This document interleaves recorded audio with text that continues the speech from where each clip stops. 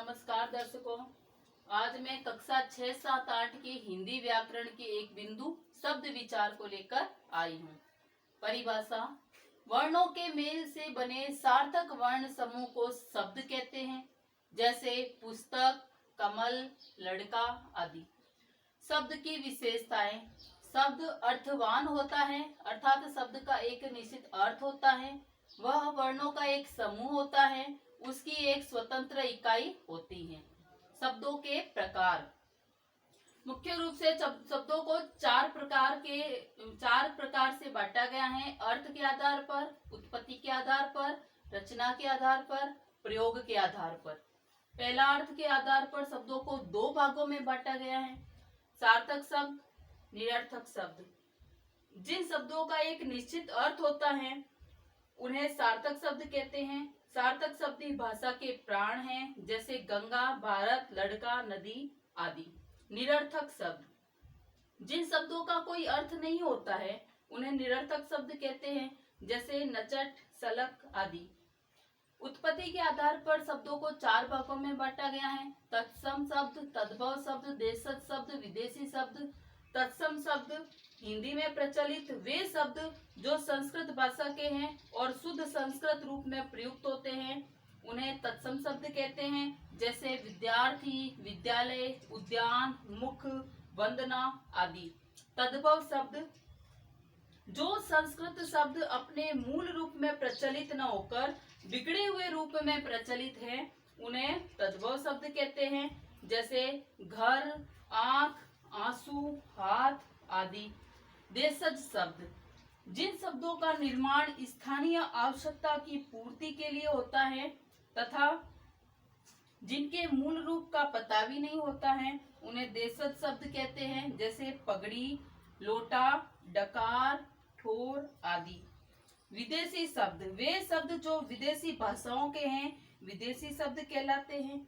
हिंदी में अंग्रेजी, अरबी, तुर्की, फारसी और पुर्तगाली भाषाओं के अनेक शब्द प्रचलित हैं, जैसे स्कूल, कॉलेज, रोड, औरत, इनाम आदि। रचना के आधार पर शब्दों को तीन भागों में बांटा गया है: रूढ़ शब्द, यौगिक शब्द, योगरूढ़ शब्द। रूढ़ शब्द वे शब्द जो किसी अन्य शब्द के योग से नहीं बने हैं तथा मौलिक प्रकृति के होते हैं। ऐसे शब्दों के खंड कर देने पर उनका कोई अर्थ भी नहीं निकलता है, जैसे धर्म, कल, पल, चल आदि। यौगिक शब्द वे शब्द जो कि दो या दो से अधिक शब्दों के योग से बनते हैं, उन्हें यौगिक शब्द कहते हैं, जैसे विद्यालय, प्रधानाध्यापक, राजकुमार आदि। योगरूढ़ शब्द वे शब्द जिनका निर्माण दो शब्दों के मेल से हुआ है और जो उनसे भिन्न एक विशेष अर्थ भी देते हैं, उन्हें योगरूढ़ शब्द कहते हैं, जैसे दशानंद, गजानंद, लंबोदर आदि। प्रयोग के आधार पर शब्दों को दो प्रकारों में बांटा गया है: विकारी शब्द, अविकारी शब्द। जिन शब्दों का रूप लिंग, वचन और काल के अनुसार बदल जाता है वे शब्द विकारी शब्द कहलाते हैं। ये चार प्रकार के होते हैं: संज्ञा, सर्वनाम, क्रिया, विशेषण आदि। दूसरा है अविकारी शब्द।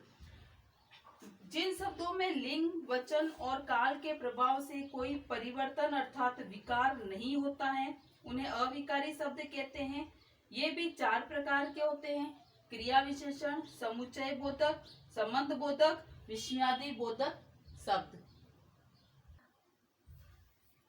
इस चार्ट के माध्यम से हम शब्दों के प्रकारों को उदाहरण के अनुसार समझेंगे। अर्थ के आधार पर शब्दों को दो भागों में बांटा गया है: सार्थक, निरर्थक। जैसे सार्थक शब्द है रोटी, पानी, डंडा। निरर्थक शब्द है वोटी, वानी, वंडा। जैसे हम बोलते हैं रोटी, वोटी, तो वोटी शब्द एक निरर्थक शब्द है। उत्पत्ति के आधार पर शब्दों को चार भागों में बांटा गया है। इनके हम उदाहरण देखेंगे। तत्सम शब्द है पुष्प, पुस्तक, मृत्यु, अग्नि। तद्भव शब्द है दूध, आग, काम, हाथ। देशज शब्द है पगड़ी, लोटा, थैला, डिबिया। विदेशी शब्द है डॉक्टर, बुक, रेडियो। रचना के आधार पर शब्दों को तीन भागों में बांटा गया है: रूढ़, यौगिक, योगरूढ़ शब्द। इनके उदाहरण इस प्रकार हैं: रूढ़ शब्द जल, कल, आम, नाम, ज प्लस ल, जल, इनके टुकड़े करने पर इनका कोई अर्थ नहीं निकलता है, अर्थात रूढ़ शब्द हो गए। यौगिक शब्द जैसे देवालय, राजकुमार, देवदूत। योगरूढ़ शब्द दशानंद, लंबोदर, गजानन।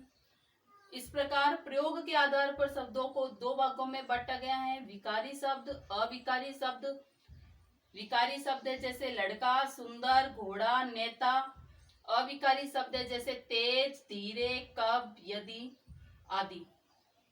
इस प्रकार हम शब्दों के प्रकारों को चार्ट के माध्यम से उदाहरण अनुसार समझे। आगे की वीडियो में हम इन शब्दों के इनके प्रकारों को विस्तारित रूप में लेकर आएंगे। धन्यवाद।